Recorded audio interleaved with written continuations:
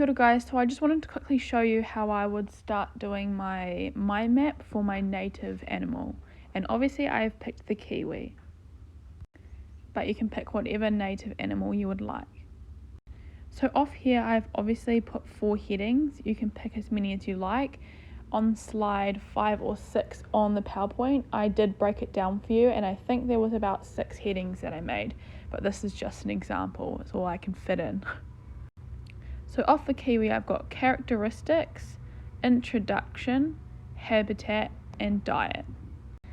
So these are my headings. So what I'm going to do is I'm going to go ahead and highlight all of these yellow. And that's going to be my code for being a heading. Because after this, it's going to go into subheadings.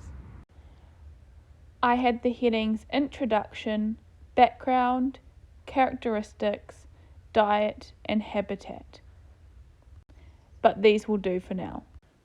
So what I've done is I have focused on the characteristics heading, and off there I'm going to have little subheadings that have a relation to this. So I did a little bit of researching and I just came up with 2 quick examples. So for characteristics, it has feather-like hairs and it is pear-shaped.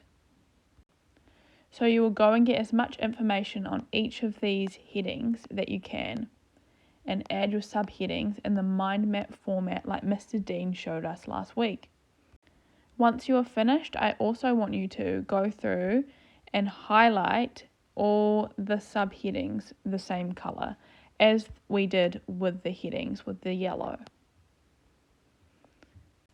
So if I had to describe mind mapping, what I'd say is this is the trunk of the tree, and off that we have the headings, which would be the branches coming off it, and off the branches we have our subheadings or our leaves.